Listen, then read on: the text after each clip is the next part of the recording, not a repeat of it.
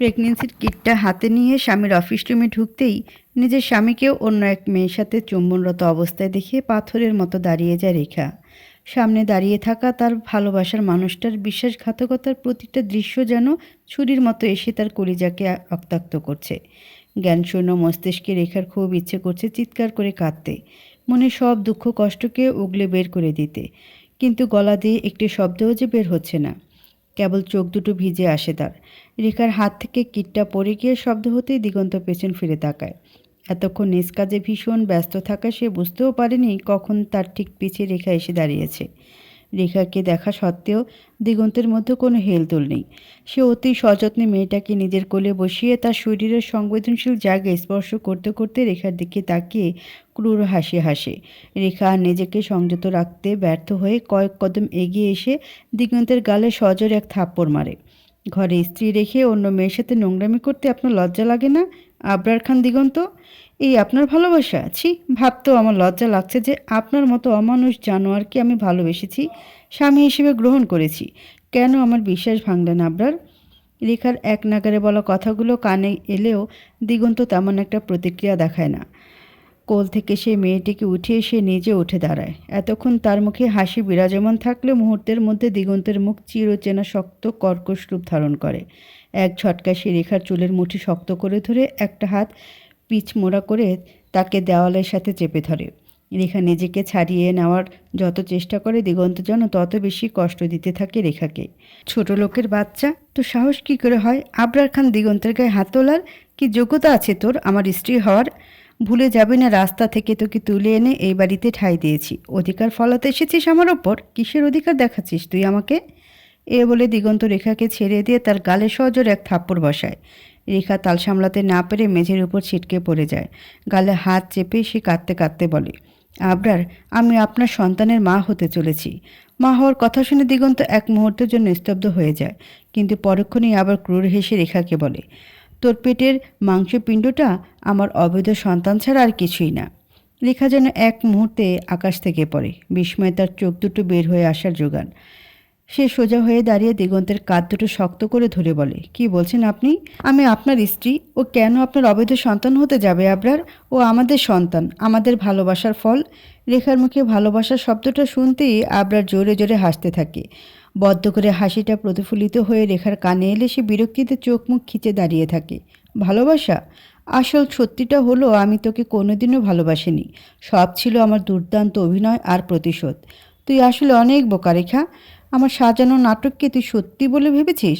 আমাকে তোর কাছে আসতে দিয়েছিস, এখন তোর বোকামির ফল পেটে বয়ে বেড়াচ্ছিস। আর কি যেন বললি তুই আমার স্ত্রী? তোর কাছে কি কোনো প্রমাণ আছে যে আমাদের বিয়ে হয়েছে? দিগন্তের বলা শেষ কথাটা শুনে রেখা একেবারে নির্বাক হয়ে যায়। আসলেই তার কাছে কোনো প্রমাণ নেই। তাদের বিয়ে হয়েছিল এক বৃষ্টির রাতে এক মসজিদে। রেখা হাতের উল্টো পিঠ দিয়ে চোখের পানিগুলো মুছে শান্ত চোখে দিগন্তর দিকে তাকায়। কেন করলেন এমন? কেন আমার ভালোবাসার সাথে বিশ্বাসঘাতকতা করলেন? জবাব দিন আবরার। তোর ভাইও তো একদিন আমার বোনের সাথে বিশ্বাসঘাতকতা করে তাকে ছেড়ে চলে গেছিল। কই, তখন তো তার কাছে জবাব চাসনি, তাহলে আজকে আমার কাছে চাচ্ছিস কেন? ভাইয়ার প্রতিশোধ আপনি আমার ওপর নিয়েছেন? অবশ্যই, না হলে তোর মতো এক থার্ড ক্লাস মেয়েকে আমি বিয়ের তো দূরের কথা স্পর্শও করতাম না।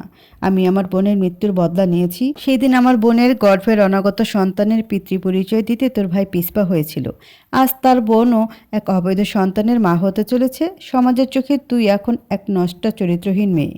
আপনি কি মনে করেছেন আবরার, আপনি আমাকে ছেড়ে চলে গেলে আমি ধ্বংস হয়ে যাব? আমার সন্তানকে রাস্তায় ফেলে আসবো সমাজের কিছু তকমার ভয়ে? কখনোই না। আজকে আমি আপনাকে বলছি, যে সন্তানকে আপনি অস্বীকার করছেন, একদিন তাকে কাছে পাওয়ার জন্যই আপনি কাতরাবেন, আফসোস করবেন, কিন্তু তখন আর কিছুই করার থাকবে না। And that's my challenge. যা ইচ্ছা তাই করে নে রেখা, তবে মনে রাখিস তোর মতো মেয়ে আমার বেড পার্টনার হয়েছে, সেটাই তোর ভাগ্য। দিগন্তর মুখে কুৎসিত কথাগুলো রেখার সহ্য হয় না। সে দ্রুত পায়ে রুম থেকে বের হয়ে যায়। রেখা চলে যেতেই মেয়েটা দিগন্তের কাছে এসে তাকে জড়িয়ে ধরে বলে, your wife has gone, let's continue our romance darling. Diganta একটু মুচকি হেসে পকেট থেকে রিভলভারটা বের করে মেয়েটার ঠিক মাথা বরাবর গুলি করে। সাথে সাথে মেয়েটার রক্তাক্ত নিথর দেহ মেঝেতে লুটিয়ে পড়ে। যত সব নষ্টা মেয়ে মানুষ, ছেলে দেখলেই গায়ে ঢলাঢলি করতে মন চায়। এই বিষয়টার জন্য শরীরটা নোংরা হয়ে গেল। দিগন্ত রুম থেকে বের হতেই যাবে, তখন জুতোর নিচে একটা কিছুর অস্তিত্ব উপলব্ধি করে দিগন্ত নিচের দিকে ঝুঁকে রেখার ফেলে যাওয়া প্রেগনেন্সির কিটটা সে দেখতে পায়। দুটো দাগ যেন রেখার অন্তঃসত্ত্বা হওয়ার প্রমাণ। দিগন্ত এক লাথি মেরে কিটটা দূরে সরিয়ে দেয়। তারপর বড় বড় পা ফেলে রুম থেকে নিজেও বের হয়ে যায়। রেখা এক প্রকার ছুটে এসে নিজের রুমের দরজাটা আটকে দেয়। এমন নয় যে তাকে বাইরে বের করে আনার জন্য দুশ্চিন্তাগ্রস্ত কেউ হট্টগোল শুরু করবে কিংবা দরজা জোরে জোরে টোকা মেরে নিজের উদ্বিগ্নতা প্রকাশ করবে, বরং আজ বড় অদ্ভুতভাবেই এই বাড়ির বাতাসটা রেখার কাছে বেশ বিষাক্ত লাগছে। মনে হচ্ছে আর কিছুক্ষণ এখানে থাকতে চাইলে সে দম বন্ধ হয়ে মারা পড়বে। অথচ কিছুক্ষণ আগে নিজের গর্ভধারণের কথাটা জানা মাত্র চোখের কোণে জমা আনন্দ অশ্রু মুছতে মুছতে রেখা ছুটে গেছিল দিগন্তকে জানাতে। কিন্তু মুহূর্তের মধ্যেই যেন তার চেনা পৃথিবীটা বদলে যেন পুরোপুরি তার সাজানো সংসারের সাথে সাথে বিশ্বাসও ভেঙে টুকরো টুকরো হয়ে যায়। রেখা হন্যে হয়ে নিজের ফোন খুঁজতে থাকে চারপাশে। একসময় সেটা হাতের কাছে পেয়ে গেলে তৎক্ষণাৎ সে উদয়কে কল করে। উদয় মির্জা সম্পর্কে তার আপন ভাই। এ ভাই ছাড়া রেখার পৃথিবীতে আর কোনো আপন মানুষ বেঁচে নেই। তারা দুজন হায়াত মির্জার সন্তান হলেও মির্জা বাড়িতে দুজনের অবস্থানের মধ্যে ছিল বিশাল ফারাক। একজন ছিল মির্জা বংশের একমাত্র উত্তরসূরি, আর অন্যজন ছিল এক প্রকার বোঝা। ছোটবেলায় বিশেষ করে মা মারা যাওয়ার পর থেকে রেখার সাথে বাপ ভাইয়ের দূরত্ব ছিল অনেক। একই বাড়িতে বাস করতো ঠিকই, কিন্তু দেখা সাক্ষাৎ হতো মাসে 2-3 বার। উচ্চ মাধ্যমিকের পর রেখা বিদেশে আসার পর ইচ্ছা করেই তাদের সাথে যোগাযোগ ছিন্ন করে দেয়। অপরপক্ষ ও সেটা সাদরে গ্রহণ করে। রেখা 2বার কল করে, কিন্তু প্রতিবারই কলটা কেটে যায়, কেউ রিসিভ করে না। আজ রেখার নিজেকে বেশ অসহায় লাগছে। এই অচেনা দুনিয়ায় তার চেনা বলতে কেউ নেই। রেখা হাতের ফোনটা দেওয়ালে ছুঁড়ে মেরে কাঁদতে কাঁদতে বাথরুমে ঢুকে শাওয়ার ছেড়ে দেয়। শাওয়ারের পানি যত বেশি রেখার নগ্ন শরীরের ওপর আশ্রে পড়ছে, সে তত কান্নায় ভেঙে পড়ছে। 2 হাঁটুতে বুকের কাছে নিয়ে জড়িয়ে ধরে তাতে মাথা গুজে রাখে সে। বেশ কিছুক্ষণ শাওয়ার নিয়ে রেখা ভিজে চুলে বাইরে বের হয়ে আসে। ব্যাগপত্র গোছানোর সময় হঠাৎ দরজায় টোকা পড়লে রেখা ভয়ার্ত চোখে সেদিকে তাকায়। দিগন্ত এসেছে ভেবে সে দরজা খুলতে বিলম্ব করতে থাকে, কিন্তু তখনই দরজার উপাস থেকে ভেসে আসা মেয়েলি কণ্ঠ তাকে আশ্বস্ত করে, রেখা দরজা খুলো, আমি নয়না। স্বস্তির নিঃশ্বাস ফেলে ঠিকই, কিন্তু বিরক্তিতে রেখার চোখ মুখ খিচে আসে। নয়না মেয়েটা ঠিক কেমন আর তার যে দিগন্তের ওপর খারাপ দৃষ্টি আছে সেটা রেখার অজানা নয়। তবে আজকে রেখা নয়নাকে উপেক্ষা করে না। মানুষটাই তার নেই, সেখানে নিজের চাচাতো ননদকে চরিত্রহীনতার জন্য অবহেলা করা বোকামি। রেখা কাপা হাতে দরজার ছিটকিনিটা খুলে দিলে নয়না হুড়মুড় করে রুমে ঢুকে পড়ে। তারপর তার ছেলে সুরে রেখাকে বলতে থাকে, সব কিছু গুছিয়ে নিয়ে তাড়াতাড়ি বিদায় হও দেখি। আমাকে সার্ভেন্ট দিয়ে এই রুম পরিষ্কার করাতে হবে। এখন থেকে এই রুমের মালিক আমি আর দিগন্ত এই রুমে থাকবো ভাবছি। বেশ বড় সড়ো খোলামেলা রুম এটা। আমার তো ভাবতেই অবাক লাগে এই মেনশনের বেস্ট রুমটা দিগন্ত তোমার মতো একটা খ্যাত ক্লাসলেস মেয়েকে দিয়েছে। রেখা নিজের মনে একটু মুচকি হেসে নিজের কাজ করতে থাকে। নয়না রেখার এত উপেক্ষা সহ্য করতে পারে না। রেখার হাতের কাপড়গুলো মেঝেতে ছুঁড়ে মেরে তাকে নিজের দিকে তাকাতে বাধ্য করে। নিজেকে কি মনে করিস ভিত? দিগন্তের মতো ছেলে তোকে ভালোবাসবে, তোর সাথে সংসার করবে? যার জন্ম পরিচয়ই ঠিক নেই, সে আবার হবে খান বংশের পুত্রবধূ? খবরদার নয়না, সম্পর্কে আমি তোমার বড় ভাইয়ের বউ। মুখ সামলে কথা বলবে। আমার জন্ম পরিচয়ের দিকে আঙুল তোলার আগে নিজের দিকে তাকাও। আমি তো শুনেছি তোমার প্রয়াত মায়ের অনেক পুরুষের সাথে অবৈধ সম্পর্ক ছিল। তা তোমার বাবা কোনটা সেটা ডিএনএ টেস্ট করে জেনে নিয়েছো তো? তোর এত বড় সাহস! এই বলে নয়না রেখাকে থাপ্পড় মারতে নিজের হাত উঠালে কেউ পেছন থেকে তার হাতটা চেপে ধরে। নয়না রাগী চোখে পেছনে ফিরে তাকালে দিগন্তকে দেখতে পেলে তার সব তেজ একেবারে যেন মিয়ে যায়। দিগন্ত, এই 3rd ক্লাস মেয়েটা আমার জন্ম পরিচয় নিয়ে যা নয় তাই বলে আমাকে অপমান করছে। তুমি কিছু বলবে না? অবশ্যই বলবো। আমারও মনে হয় তোর জন্মে সমস্যা আছে নয়না। আঙ্কেল তো এখনও বেঁচে আছে, জিজ্ঞাসা করে আসলে তুই ওনার বৈধ সন্তান কিনা? দিগন্ত, আমি কিন্তু নয়না কথা শেষ করতে পারে না। তার আগে দিগন্ত তাকে ঘাট ধরে বের করে দিয়ে রুমের দরজা লাগিয়ে দেয়। দিগন্ত খুব সূক্ষ্ম চোখে রেখাকে পর্যবেক্ষণ করছে। তার ভেজা চুল থেকে টপ টপ করে পানি পড়ছে। চোখ দুটো ভীষণভাবে ফুলে আছে। দিগন্ত একটু ক্রূর হাসি হেসে রেখাকে বলে, এখনও যাসনি দেখছি? আমি তো ভেবেছিলাম এতক্ষণে দেশ ছেড়ে চলে গিয়েছিস। রেখা কোনো উত্তর দেয় না। এতে দিগন্ত রেগে গিয়ে তার হাত ধরে তাকে নিজের কাছে টেনে বলে, তেজ দেখাবি না? আমাকে তেজ দেখাচ্ছিস তুই? আমি চাইলে এখনই তোকে এখানে পিষে মেরে ফেলতে পারি, জানিস? তুই আমার কাছে পিঁপড়া সমতুল্য। তাহলে সেটাই করতেন, জানে মেরে ফেলতেন। তখন অন্ততপক্ষে আমার রুহু এই যন্ত্রণাটা থেকে মুক্তি পেত। দেহকে যন্ত্রণা দেওয়ার চেয়ে রুহুকে যন্ত্রণা দেওয়া অনেক উপভোগ্য। রেখা, আমি কি করে চান্সটা মিস করি বল? রেখা আর কিছুই বলে না। তার সকল যুক্তি যে এখন বৃথা সেটা সে ভালো করেই বুঝে গেছে। রেখা সেখান থেকে চলে যেতেই নিবে, ঠিক তখন দিগন্ত তার পথ আটকিয়ে তাকে দেয়ালের সাথে চেপে ধরে। পকেট থেকে একটা সিগারেট বের করে সেটাতে আগুন ধরিয়ে জ্বলন্ত সিগারেটটা রেখার ঘাড়ের ওপর চেপে ধরে। অসহ্য এই যন্ত্রণা সইতে না পেরে রেখা আর্তনাদ করতে থাকে, কিন্তু দিগন্তের হাত থেকে মুক্তি পায় না। ঘাড়ের ওপর বেশ কয়েকটা ছাপ ফেলার পর দিগন্ত তাকে নিজের কাছ থেকে ছুঁড়ে মারে। এই দাগগুলো তোকে সারা জীবন মনে করিয়ে দিবে যে তুই একসময় আমার ছিলি। আমি তোকে ছেড়ে দিলেও এই দাগ তোকে কখনোই ছাড়বে না। আমার স্মৃতি তোকে ভুলতে দিবে না। চলে যা আমার জীবন থেকে, কখনো এই পোড়া মুখটা আমাকে দেখাতে আসবি না। 4 বছর পর কাফনে জড়ানো বাবার লাশের সামনে মদের গ্লাস হাতে নিয়ে ঠায় দাঁড়িয়ে আছে দিগন্ত। তার ভাবলেশ চোখ মুখ দেখে কেউ ঠাউর করতে পারবে না যে সে সদ্য বাবাকে হারিয়ে এতিম হয়েছে।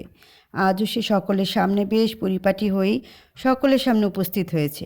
কালো শার্ট, কালো ট্রাউজার, শার্টের উপর কালো জ্যাকেট, সেই সাথে চোখে সানগ্লাস, এমনকি রুম থেকে বের হওয়ার সময় চুলগুলো স্পেক করতে ভুলেনি সে। পকেটে হাত গুজে রাখলেও অসম কালো আবরণীর মাঝে রোলেক্স ঘড়িটা জ্বলজ্বল করছে। বিদায় সভায় উপস্থিত অতিথিদের মনোযোগ মৃত ব্যক্তির চেয়ে মৃত ব্যক্তির ছেলের উপরে বেশি, কারণ মৃত বাবার সামনে বিরামহীনভাবে ছেলের মদ্যপানের মতো বেয়াদবি সচরাচর কোথাও নজরে পড়ে না। মৃত যতই অপ্রিয় হোক না কেন, বিদায় অনুষ্ঠানে লোক দেখানো কষ্ট বেদনা দেখাতে কেউ ভুলে না। তবে দিগন্ত সমাজের এসব প্রচলিত প্রথাকে এক প্রকার উপেক্ষা করেই শকুনের দৃষ্টিতে চেয়ে আছে ওবায়দুল খানের শুষ্ক মুখের দিকে। পেছন থেকে কারো গলা ঝাড়ার শব্দে দিগন্ত সতর্ক হয়। পাশে চেয়ে তার বাল্যবন্ধু জাহাঙ্গীরকে দেখতে পেয়ে চোখ থেকে সানগ্লাসটা খুলে বুকে শার্টের ভাঁজে রাখে দিগন্ত। তারপর শক্ত করে জাহাঙ্গীরকে জড়িয়ে ধরে জাহাঙ্গীর দিগন্তের কানে ধীর কণ্ঠে ফিসফিসিয়ে বলে, আজকের দিনে এসব ছাইপাশ না গেলে তোর হয় না, তাও আঙ্কেলের ডেড বডির সামনে। লোক লজ্জা বলে তো একটা জিনিস আছে। দেখ সকলে তোর দিকে কেমন করে তাকাচ্ছে। রাখ এক্ষুনি মদের গ্লাসটা। উহ, কি গন্ধ! গন্ধে পেটের থেকে সব কিছু মুখ দিয়ে বের হবে মনে হচ্ছে। দিগন্তের একেবারে কাছে দাঁড়িয়ে থাকায় মদের তীব্র গন্ধে জাহাঙ্গীর নাক মুখ খিচে দাঁড়িয়ে আছে। তার চেহারার ভাবমূর্তি দেখে দিগন্তের বেশ হাসি পায়। লোকজন না থাকলে সে হয়তো একটুখানি হেসেও নিত। দিগন্ত কিছু না বলে এক ঢুকে গ্লাসের অবশিষ্ট পানীয়টুকু গিলে ফেলে, তারপর খালি গ্লাসটা ছুঁড়ে মারে। মুহূর্তের মধ্যে কাঁচ ভাঙার আওয়াজ বিরাট হলরুমে প্রতিধ্বনিত হতে থাকে। আঙ্কেলের জানাজা পড়ানো কি হয়ে গেছে? জাহাঙ্গীরের বলা কথা কানে এলে দিগন্ত তার দিকে মুখ ফিরিয়ে মুচকে হাসে। সুইসাইড করলে জানাজা পড়ানো হয় না জানিস না? ধর্মজ্ঞান তোর মধ্যে ছিটে ফোটাও নেই দেখছি। আঙ্কেল সুইসাইড করেছেন? দিগন্ত কিছু না বলে চুপ করে সামনের দিকে চেয়ে থাকে। জাহাঙ্গীরের অস্বস্তি হতে থাকে। বেশ ভুতুরে পরিবেশ, মানুষ আছে কিন্তু সকলে যেন জীবন্ত লাশ। লোকালয়ে সামান্যতম কোলাহল নেই। এমন একটা গা হিম করা বাড়িতে দিগন্ত একা কিভাবে থাকে ভাবলেও জাহাঙ্গীরের গলা শুকিয়ে আসে। জাহাঙ্গীর এবার শুকনো গলায় বলতে শুরু করে, কবরের জায়গাটা ঠিক করেছিস? বাড়ির পেছনের গার্ডেনের ভেবেছি পুঁতে দিব। সুইসাইড করেছেন তাই এর চেয়ে বেশি সম্মান ওনার প্রাপ্য না, আর হলেও আমি তা ওনাকে দেব না। আঙ্কেলকে এখনও মন থেকে ক্ষমা করতে পারিসনি দিগন্ত? মানুষটা মারা গেছে, এখনও রাগ পুষে রাখলে আঙ্কেলের আত্মা পরপরে শান্তি পাবে না। সেটা তিনি এমনিতেও পাবেন না। দুরাত্মারা নিজেরা কখনো শান্তি পায় না, আর অন্যকেও শান্তিতে থাকতে দেয় না। এই বলে দিগন্ত সেখান থেকে চলে যেতে নিলে জাহাঙ্গীরের একটা কথা সে কিছুক্ষণের জন্য স্তব্ধ হয়ে দাঁড়ায়। বাবা হিসেবে তিনি যা করেছেন সেটা কি ভুল? কি মনে হয় তোর? তুইও তো এক সন্তানের বাবা হয়েছিস। ওনার জায়গায় থাকলে তুই কি করতি দিগন্ত? ঘুটঘুটে অন্ধকারের মধ্যে মেঝের উপর পড়ে থাকা কেবল এক নিথুর দেহ দৃশ্যমান। ঘরটাকে আলোর উৎস বলতে একপাশে শীর্ণ দেওয়ালে থাকা ছোট্ট একখানা জানালা। সেই জানালা দিয়ে পূর্ণিমা চাঁদের আলো প্রবেশ করছে। সেই আলো রেখার অচেতন মুখের উপর পড়লে চোখের কোণে জমা শুকনো অশ্রুগুলো জ্বলজ্বল করছে। নিরবিচ্ছিন্ন নীরবতার মাঝে তার শ্বাস প্রশ্বাসের শব্দেও যেন বিকট মনে হয়। হঠাৎ সেই শব্দকে তুচ্ছ করে দরজা খোলার শব্দ শোনা যায়। মাথা থেকে পা পর্যন্ত ঢাকা আলখালার আবরণে আবৃত এক লোক রুমে প্রবেশ করতেই রেখা আস্তে আস্তে জেগে উঠতে শুরু করে। চোখ খুলে পাশে এক অপরিচিত পুরুষকে দেখে রেখা থতমত খেয়ে শোয়া থেকে উঠে দাঁড়ায়।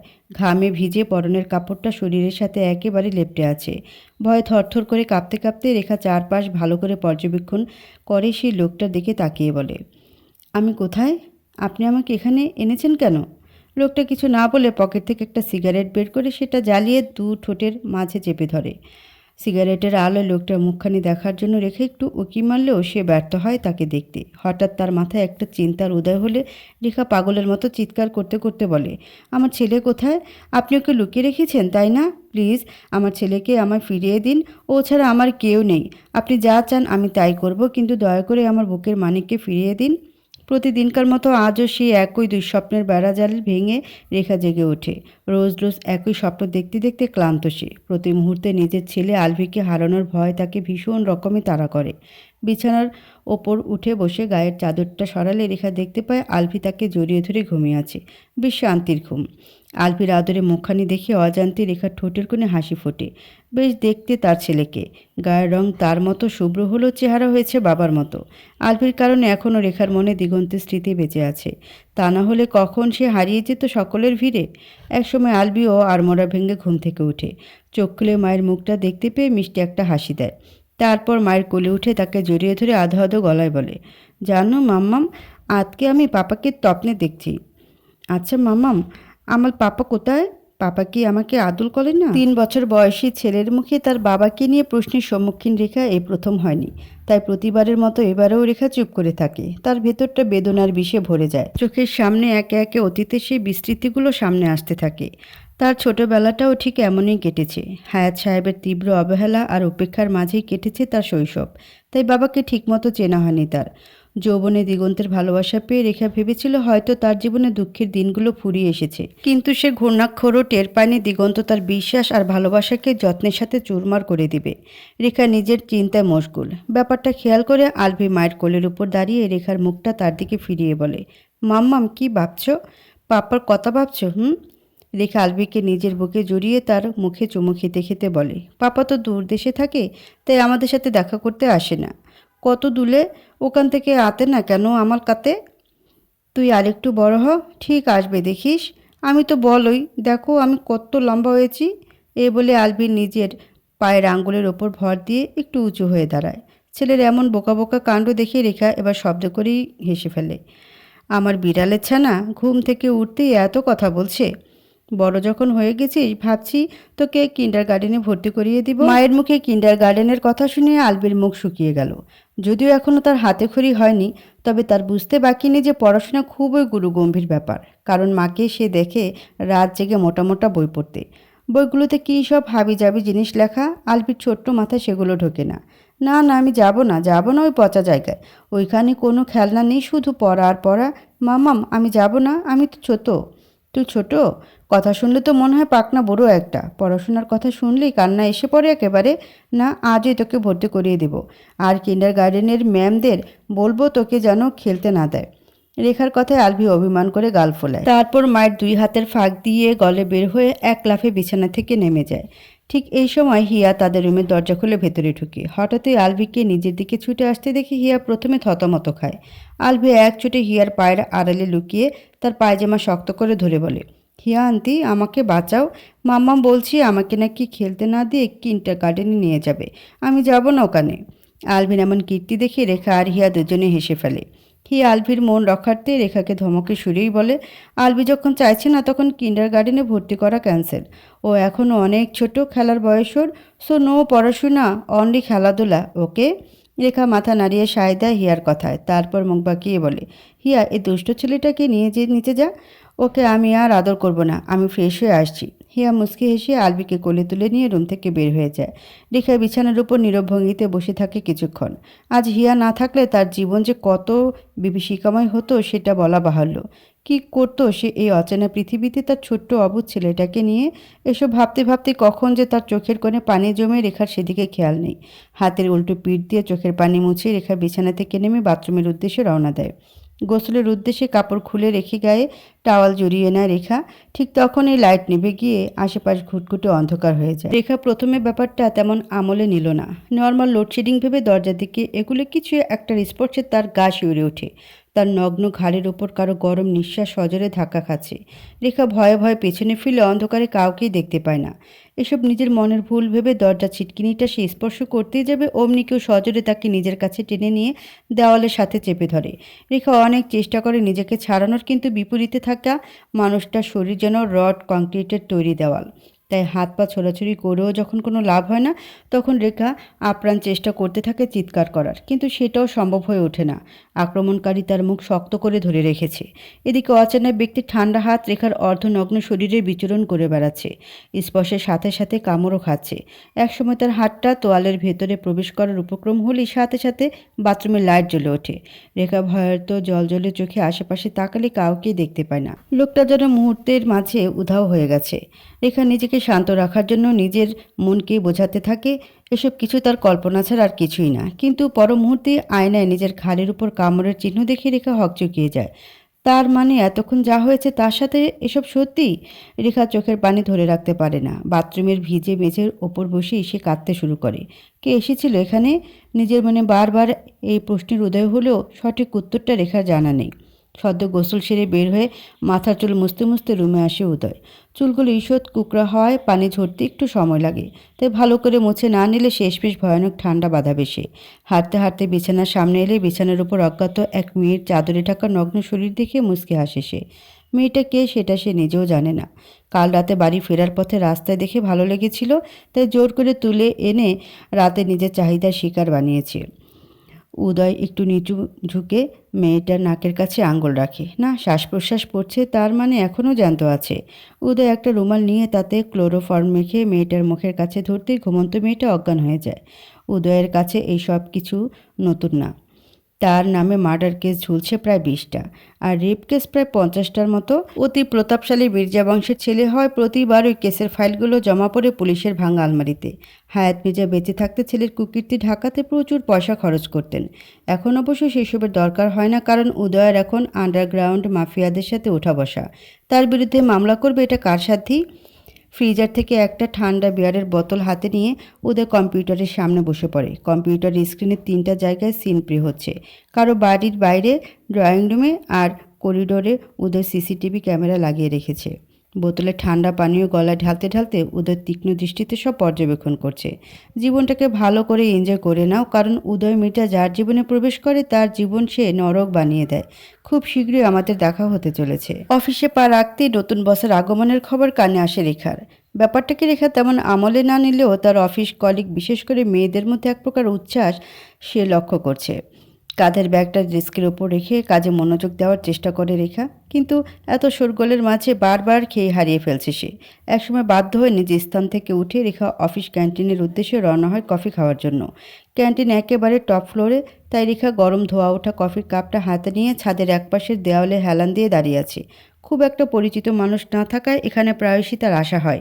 নির্জন জায়গা, ঠান্ডা পরিষ্কার বাতাস আর 1 কাপ গরম কফি একাকিত্ব কাটানোর জন্য আর কি চাই। এই অফিসে রেখা বেশি দিন হয়নি জয়েন করেছে। গ্র্যাজুয়েশনের পর মাস্টার্স কমপ্লিট করার পাশাপাশি জবটা করছে সে, তাই তেমন সখ্যতা গড়ে ওঠেনি আশেপাশের মানুষগুলোর সাথে। রেখা মানুষটা একটু নিরিবিলি প্রিয়, একা থাকতে পছন্দ করে। তার শুভ্র মুখ, সুন্দর মুখশ্রী আর শান্ত চলাচলের কারণে এই স্বভাবটা বেশ মানিয়েছে। কফি খাওয়ার পালা চুকলে রেখা নিচে আসতেই তুষার নামের এক ছেলে তার কাছে আসে। ছেলেটার সাথে রেখার কথা হয়েছে হাতে গোনা কয়েকদিন। মূলত ছেলেটার উৎসুক স্বভাবের কারণেই তাকে এড়িয়ে চলে সে। তুষার যে তাকে কাজের ফাঁকে ফাঁকে আরও চোখে তাকিয়ে দেখিয়ে রেখার তা অজানা নয়। একটু অস্বস্তি বোধ হলেও রেখা নিজেকে স্বাভাবিক রাখার আপ্রাণ চেষ্টা করে। কেমন আছো রেখা? এই তো ভাইয়া, আলহামদুলিল্লাহ। আপনি কেমন আছেন? আছি, মন্দ নয়, তবে মনটা ভীষণ খারাপ জানো। একটা মেয়ের পিছনে হন্য হয়ে ঘুরছি, তাও পাত্তা পাচ্ছি না। সে কি বোঝে না, নাকি দেখেও না দেখার ভান করে, ঠিক বুঝতে পারছি না। রেখা খানিক ইতস্তত বোধ করে একটু হাসার চেষ্টা করে। এমন সময় অফিসের কোলাহল যেন আরও কয়েক গুণ বেড়ে যায়। রেখা চারপাশে তাকালে দেখে স্টাফরা কিছু একটাকে কেন্দ্র করে গোল হয়ে দাঁড়িয়ে আছে।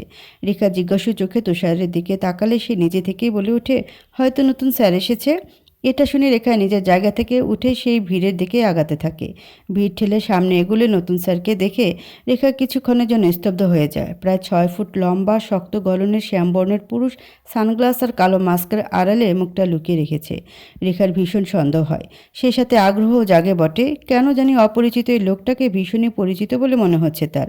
রেখা নিশ্চিন্তায় এতটাই মগ্ন ছিল যে নতুন স্যার যে কখন থেকে তার দিকে চেয়ে আছে সেটা রেখে খেয়াল করেনি। তার ভাবনায় ছেদ ঘটে এক গাম্ভীর্যপূর্ণ পুরুষালী কণ্ঠে। আমি তাসবিদ ইসলাম রাতুল, তোমাদের নতুন বস। এতদিন কি করেছো বা কেমন করে চলেছে সব মাথা থেকে ফেলে দাও। কালকে থেকে নতুন রুল অ্যান্ড রেগুলেশনে অফিস চলবে। আর যে আমার অর্ডারের অবাধ্য হবে 100% নিশ্চিন্তে থাকো, তার চাকরি শেষ। অফিসে সবাইকে ঠিক সময়ে আসতে হবে, দেরি করলে চলবে না। প্রথম সাক্ষাতেই বসের মুখে নিয়ম নীতির কঠোর কথা শুনে স্টাফদের মুখ কালো হয়ে যায়। সহকর্মীদের অবস্থা বুঝতে পেরে রাতুল একটু নরম কণ্ঠে বলে, মনে হচ্ছে প্রথম দিনই ভয় দেখিয়ে দিলাম। আচ্ছা, আমার অফিসের প্রথম দিন উপলক্ষে আজকে সকালে ছুটি, তবে কালকে সকাল 9টায় যেন সকলে হাজির থাকেন, মাইন্ডেড। ছুটির কথা শুনে সকলে খুশি হলেও রেখার খুশি হওয়ার পরিমাণটা বোধহয় একটু বেশি। চাকরির জন্য ছেলেটাকে সে একটু সময় দিতে পারে না। আজ বাড়ি ফিরে সারাদিন আলবির সাথে থাকবে এই ভাবনা রেখা পা বাড়ালে পেছন থেকে কারো ডাকে সে থেমে যায়। এই যে আপনি, সাদা চুড়িদার, আপনি কি আলোক রেখা মির্জা? অপরিচিত পুরুষের মুখে নিজের নাম এত সুন্দরভাবে উচ্চারিত হতে শুনে রেখা একটু ইতস্তত বোধ করে।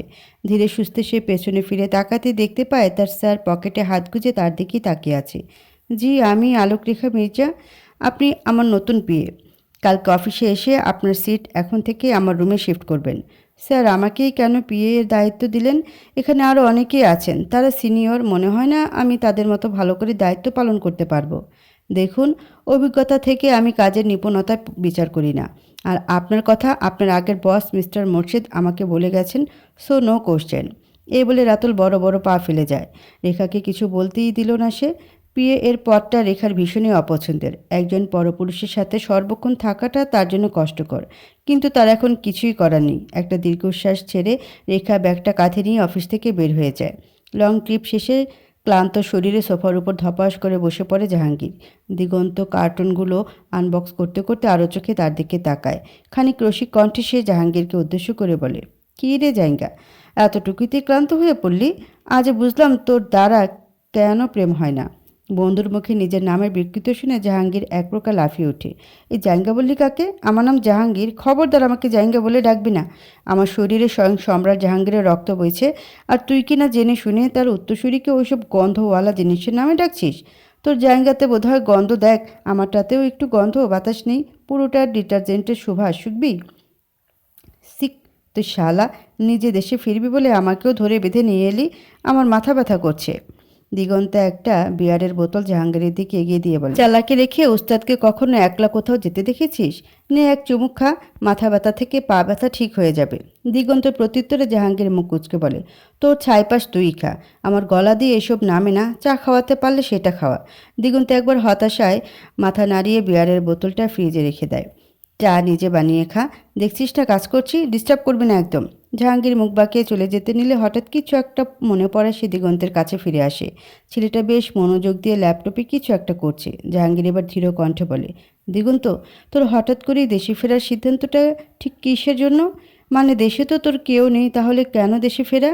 দিগন্ত ল্যাপটপ থেকে দৃষ্টি ফিরিয়ে আনমনে সামনের দিকে যায়। কে বলেছে কিছু নেই? এখানে আমার জীবনের সবচেয়ে মূল্যবান দুটো জিনিস পড়ে আছে অনেক অবহেলায়। দায়িত্বের বন্ধন থেকে যখন মুক্তি পেয়েছি তখন সময় হয়েছে আমার জিনিস আমার কাছে নিয়ে নেওয়ার। আমার বিষয়ে মাথা ঘামাতে আসিস না, তুই ওসব বুঝবি না। ছোট আছিস, ছোটোর মতোই থাক। আলবিকে রাতের খাবার খেয়ে ঘুম পাড়িয়ে তারপর রেখা নিচে আসে নিজের খাবারের জন্য। হিয়া আগে থেকে তার জন্য অপেক্ষা করছিল। রেখাকে দেখে হিয়া খাবার বাড়তে বাড়তে বলে, ঘুমিয়েছে? হ্যাঁ, অনেক কষ্টে। দিন দিন ছেলেটা যেন দুষ্ট হয়ে উঠছে, ঠিক ওর বাবার মতো। শেষের বাক্যটা আনমনে বলে ফেলে রেখা, কিন্তু পর মুহূর্তে নিজের কথার উপলব্ধি হলে গুম মেরে বসে থাকে সে। আজ সারাদিন অস্বাভাবিকভাবেই দিগন্তের কথা তার বারবার মনে পড়েছে। সব কিছুতে তার মন আজ দিগন্তকে খুঁজছে। রেখা, তোকে একটা কথা বলবো বলবো করে আর বলা হয়ে উঠছে না। কি? ডিভোর্সটা এবার দিয়ে দে। এভাবে আর কতদিন? তোর সারাটা জীবন পড়ে আছে, যার সাথে আর সংসার করবি না তার জন্য নিজের জীবনটা এভাবে কেন নষ্ট করবি? তারপর আলবি বড় হচ্ছে, ওর তো একজন বাবার দরকার। ডিভোর্স না দিলে দ্বিতীয় সম্পর্কের দিকে পা বাড়াবি কীভাবে? রেখা একটা দীর্ঘশ্বাস ফেলে। প্লেটের খাবার নাড়তে নাড়তে সে বলে, আমি তো দিতেই চেয়েছি, কিন্তু ও আবরারই দেয়নি। আসার পর থেকে দেওয়ার চেষ্টা করেছি, কিন্তু সমস্যা হলো উনি দিবেন না পণ করেছেন। মিউচুয়াল না হলে কোর্টে কেস কর, সেটাও করেছি, লাভ হয়নি। ওনার বিশাল শক্তিমত্তার সামনে আমি কিভাবে পেরে উঠব বল? আর যার কাছে বিয়ে বৈবাহিক সম্পর্কের কোনো মূল্য নেই, তার কাছে ডিভোর্স দেওয়া আর না দেওয়া দুটোই সমান। হিয়া কিছু বলতেই যাবে অমনি বাড়ির কলিং বেল বেজে ওঠে। রেখা চেয়ার থেকে উঠে দাঁড়িয়ে বলে, আমি দেখছি। এই বলে রেখা দরজা খুলে বাইরে দাঁড়িয়ে থাকা মানুষটাকে দেখে হকচকিয়ে ওঠে। বিস্ময় আর ভয়ে তার ঘাম হতে শুরু করে। কাপা গলায় সে বলে ওঠে, আপনি এখানে কেন এসেছেন?